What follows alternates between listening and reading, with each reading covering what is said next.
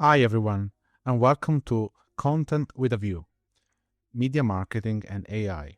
I'm Emanuele Landi, content and media guy by trade, storyteller by passion. Every week, I sit down with CMOs, media leaders, and creators to unpack what's really happening across content, distribution, and media. Today, dear content bonkers and media submariners, take a quick break.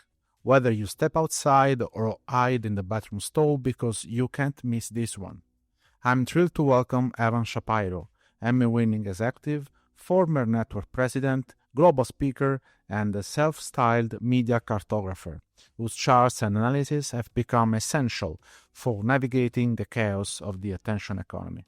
Evan has reinvented himself from running networks to building a powerful personal brand and a business around clear, data driven insight. Evan, thanks for joining us from Italy. Welcome to the show. Let's start sharply with the first question. What the hell is going on in media? To be honest, you have said the media and tech industries are in massive upheaval. You have spoken candidly about layoff and reinvention. What were the first three moves you made to turn disruption into momentum? And what can our listeners do tomorrow morning? Three things. Well, let me start with your first question, which is what the heck is going on in media right now? And the what's happening now is not terribly dissimilar to the disruption that happened at the beginning of the 20th century during the Industrial Revolution, when all the economies on the planet moved from an agriculture or agrarian economy to one built on modern technology and a smaller world brought together through transportation innovation and mechanization and assembly lines and the such. It's not dissimilar from what happened in the kind of middle part of the 20th century when radio was adapted into television. And we saw a lot of the talent and executives who were prominent during the radio era not able to make the leap into sight, sound, and motion on a television box. It's not terribly dissimilar from the move in the later parts of the 20th century when, in America at least, we moved from a free over-the-air advertising only broadcast business to one that involved subscriptions and pay TV. So now what you're seeing is the inability of traditional media, and in that I'll include public service broadcasters and commercial entities, unable to adapt to the newer technologies and most importantly, the newer consumption habits and distribution habits of the youngest generations on the face of the earth. So we're not talking about Gen Xers and Boomers. They still consume media in pretty traditional ways relative to the last century. But when you look at Generation A, Generation Z, and Millennials, they live in a completely different ecosystem. These are the generations that were raised with supercomputers in their pocket. They were raised on social media. They have a great distrust for traditional media, most notably because traditional media has failed to meet them where they're consuming. And what's odd about all of this is that we all saw this was easily seen coming. So I worked in traditional media for a company called AMC Networks, which runs AMC and IFC. It was the home of The Walking Dead, home of Mad Men, home of Breaking Bad. I then worked for NBC Universal / Comcast, where I was actually brought in to help transform the business. And as I tried to transform it, they rejected my attempts to transform the business from within. And so the things that I've done were, when I still worked for corporate media, I tried to warn the powers that be about the shifts in front of them. I wrote articles about it. I implored them in the forward room. I tried to start new businesses from within. I tried to make the change from within. And notably, I didn't necessarily only point towards technology. I continually pointed towards the shifting generational dynamics of first millennials and then Gen Zers, and how traditional media, as it was defined in the second half of the 20th century, was ill-equipped to provide the services that those generations demanded. And so I got fired on my 50th birthday by Comcast, Cabletown, NBC Universal. And what I decided to do was to take the things that I was screaming internally at these companies and to the Nepo babies and chief officers of failing up, and to just take them to the public and provide them to people I knew in the industry, first on LinkedIn, then on Substack, and now on a podcast, and just provide my findings based on the data. And these are not so much opinions as they are deep studies of the data, which is the voice of the audience, and then an interpretation, a translation of that data into actionable insights. And I first started giving that away for free on LinkedIn. And then I still do that every day. I moved some of that behind a paywall on Substack. And then, luckily I was fortunate enough to be invited on stages at important conferences. And at first I didn't charge for it. I went, they gave me the pass for free, but I had to travel myself there. And I spoke out loud, very vociferously and very provocatively on stage about the ineptitude I saw in leadership at the top of the org charts in traditional media across both sides of the Atlantic, and implored them to adapt to this new marketplace that the consumer was defining, because we are now in a situation where the consumer is in ultimate control of their media diet. This is not a gatekeeper top-down ecosystem. This is a user-centric, user-led, audience-led ecosystem. And that shift from the ivory tower where the, cabal of fraternity brothers controlled what was on the television set, to one where the consumer gets whatever they want from whomever they want, wherever they want, on whichever device that they want at any time, and can trade out media platforms at will with a swipe of their thumb. That is the major challenge and friction that we see in the marketplace. And so what are the first three things that someone can do tomorrow to help them find their way? First, I think you have to innately realize your own value. And I think that sounds easy or glib, but most of the people, and I think you're an example of this, to be honest with you, most people don't take the time to sit down and say, what's the intrinsic value I offer the world that is separate from my title, is separate for the company I work for, is separate from the expense account I have? People say, well, I managed this, or I oversaw that, or I contributed to this. But what they don't necessarily say is my special sauce is X, and I therefore did Y, which created an outcome of Z. Most people in our ecosystem have been trained to put their innate talents and superpowers behind the brand, or behind the mission, or behind the needs of the company they work for. That's been drummed into us for generations. Other than the CEO, no company wants a piece of talent on their staff that is deemed more valuable than they are.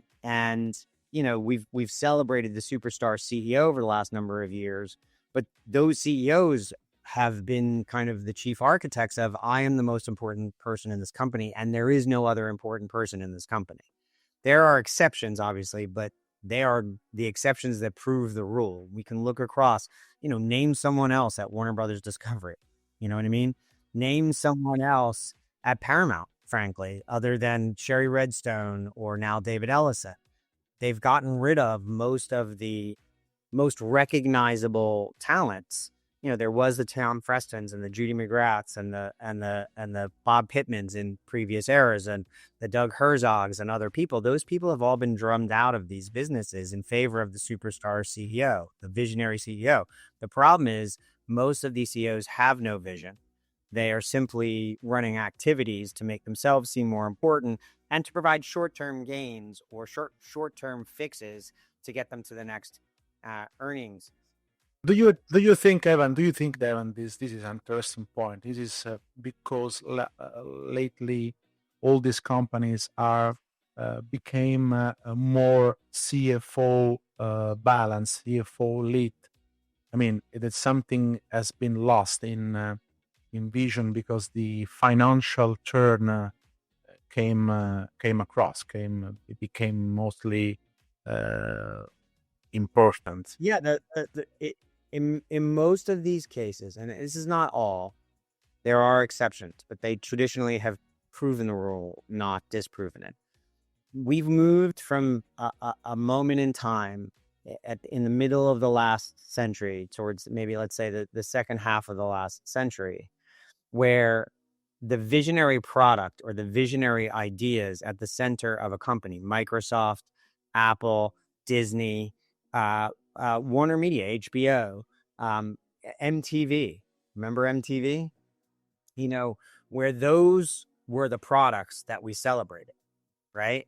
We've now moved to an era where, for the most part, not entirely, but for the most part, but especially in traditional media, the product is the bottom line. The product is the net operating profit. The product is the free cash flow. That's what's confident. The product is the subscriber count.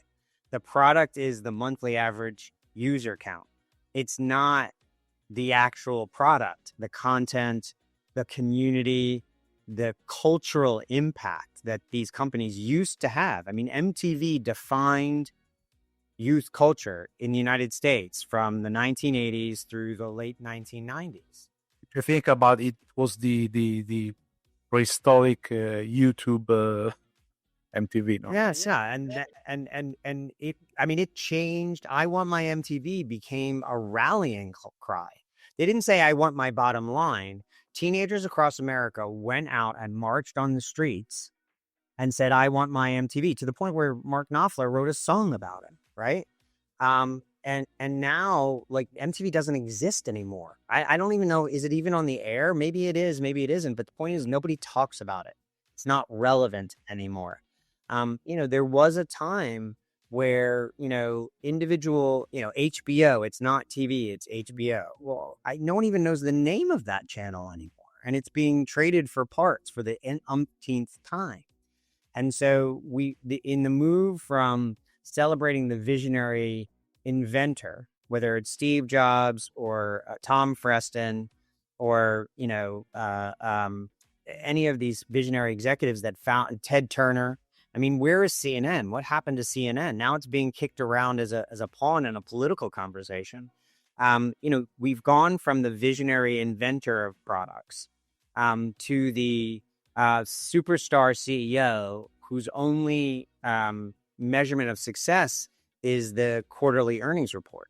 So we've traded out culture for profit, and it's not really surprising in context of all of that two things have been lost: the importance of truly good art at the center of what we do, and the loss of humanity when it comes to taking care of the people who built these companies in the first place.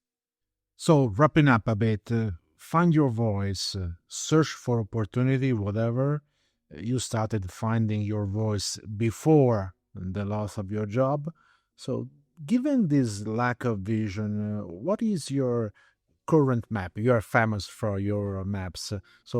Your maps for European situation, Italian situation. Give us a bit your vision about that. Sure. Yeah. I mean, I think, you have to realize that Netflix, which is now worth more than $500 billion, which is more than doubling its value over the last 5 years,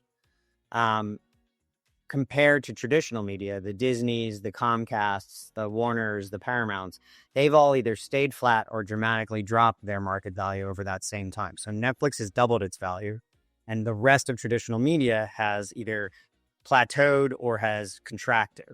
And Netflix is now worth more than all of Disney, Comcast, Paramount, Fox, and Warner Brothers combined. And so there is this, we have to realize that the streaming wars are over and Netflix has won. And now when you look at localized content, in your territory or around Europe, the traditional commercial players and or the traditional public service broadcasters are now competing with Netflix, which is worth $500 billion, and Apple, which is now worth $3+ trillion, and Amazon, which is worth more than $2 trillion, and Google and YouTube, which is now worth more than $3 trillion. And so the competition isn't amongst yourself. The competition is with these multinational, mostly American, big tech companies who, can operate at a scale that the regional players just simply can't. And so when you look at the consolidation in your market between the Italian and German and French markets, that actually makes a bit of sense, because even just from a technological standpoint, it's very difficult for a small regional player to compete at scale on the platform aspect of it, with a Netflix, who has a global database and global tech stack that is just, it's best in class. And so the local players should be collaborating more and working together more. And when you look at the scale of the smaller of the regional commercial players and the regional public broadcasters, it becomes very clear. The other thing I think is important to note here is when you look at the growth of NVIDIA over the last, just even the last 36 months, from a company that was worth less than $1 trillion to a company that's now worth more than $4 trillion. You have an indication of where the marketplace for ideas is going. Not to say that NVIDIA is an intellectual property company the same way that a Netflix or a Ray or a BBC is, but crucially, the intellectual property at the center of their company, which is this chip design and the mechanics of accelerating the speed at which content is created and distributed, that's the indicator of where the market is going. So what I mean for that is AI is obviously going to have a massive influence on the way that content is both made and consumed. But what I don't mean is AI generated content. I mean that the creator sphere, which is demonstrated by the scale of Google, the scale of Meta, which is now worth almost $2 trillion. Those platforms are growing at astronomical rates, and they represent the creator economy. YouTube, Instagram, even ByteDance and TikTok, Microsoft and Minecraft and LinkedIn, and gaming. Those platforms are the representation of where the majority of the audience is heading, which is into the creator economy, and where the center of cultural relevance is now located, which is in the creator economy. It's not in mainstream media. And with NVIDIA's growth combined with Google's growth, what you see is the ability for an individual creator or a small team of creators to compete directly with the public broadcasters and the big studios. That's going to accelerate, and it's going to improve. So they're going to be able to make studio level content because they now have tools that enable them to scale up their artistic process. And so for the traditional media players, and by the way, the traditional producers out there, if you're not looking at the creator economy and understanding how technology can help you compete in the marketplace for ideas, not selling to the big gatekeepers anymore, but really going directly to your own consumers, building your own community, building your own audience, then you will get left behind. There is absolutely no question of that. And I'll use myself as an example. I'm a recovering media executive who made a really decent living working for corporate media. I now am an individual. I have a small team, but we are a small band of very nimble creators who use YouTube and Riverside and Substack and TikTok and Instagram and podcasting as our weapons of choice. And I have a disproportionate influence. Like, you're interviewing me for an Italian podcast. We just talked about how we're going to share the stage together at the IAP in Milan. Like, why the hell am I on stage on the IAB in Milan? There's no rational reason for a middle-aged Jew from New York to have that much say. And the reason is because I use LinkedIn and Substack and podcasting as my weapons of choice, and I'm destroying big media. they all listen to me. They all read my LinkedIn. They all listen to my podcast. I know that because the executives from them. Incredible, because you are not speaking always. No, but I was with executives from Warner Brothers Discovery who I am incredibly mean to on an ongoing basis. Not these, and they came up to me. They're like, "We listen to you. What do you think?" And behind closed doors, these executives thank me for calling their bosses out for their malfeasance and their ineptitude. And I again, we talked about this before we started recording. I don't have 1 million followers. You know what I mean? I'm not Scott Galloway. I'm not Garrett Fisher. I have, about 100,000 total followers on the planet Earth, which is not small, but it's not big. And what I have is I understand my community. I understand my superpower. I understand my innate talent. I understand specifically what I offer the marketplace. I also understand the specific value a specific community gets from that offering. And I play that flywheel like a violin all day long. That is a classic example of where this is all going. I am now one of the more important voices in media in Europe. What the actual fuck? Like, how is that even possible? And it's because I understand the current rules of the game in a way that most people my age who do the things that I have done simply either cannot understand or refuse to understand.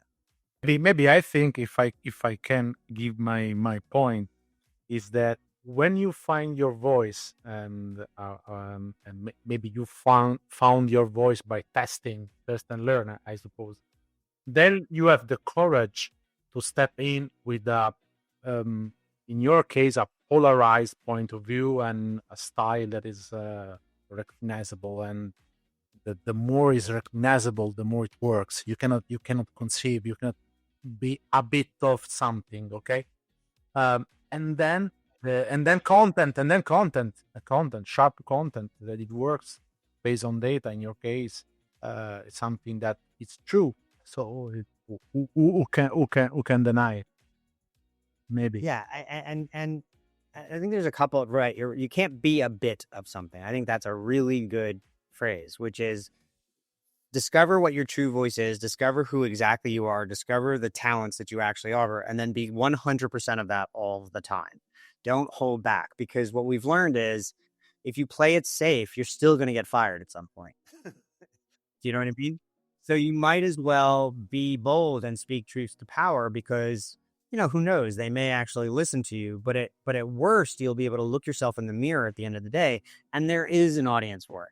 I think there's something, though, really crucial to understand, which is you don't have to do the things that I do. They are the things that fit me. They are the Evan-shaped space in the world. Everybody has their own version of this. You don't have to be a great public speaker. You don't have to be a terrific writer. You just have to understand the specific things that you offer.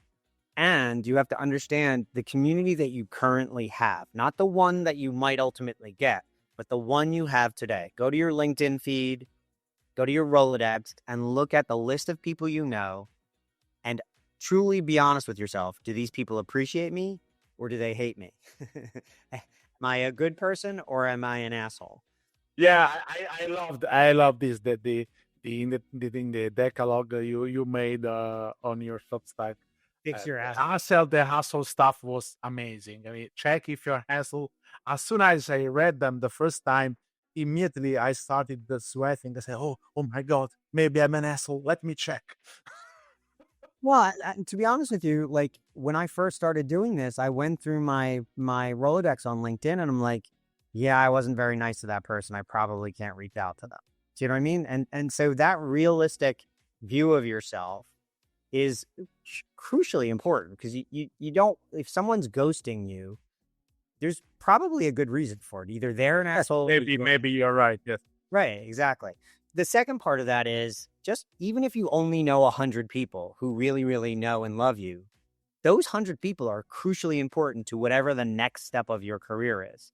And so give them something to chew on, whether it's a really good personal email to each one of them, or a very authentic post on LinkedIn that says, this is the stage of my career that I'm at, and I'm looking for why, or whatever it is. But you're not looking to gain the whole internet as an audience. You're just looking to take the audience you have, the people you've worked with, the people you've influenced, the people who have influenced you, and go to them directly and say, this is what I'm doing now based on who I really am.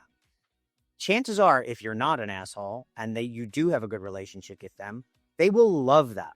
And then they will each tell 2 people. That's 200 people. And then those 200 people will each tell 2 people, and that's 400 people. That's how this works, is to ignite the audience you have. Don't think about, well, Evan has a huge audience and I need to be shooting for that. No. I have this size audience, and this is what I'm going to do to set them on fire.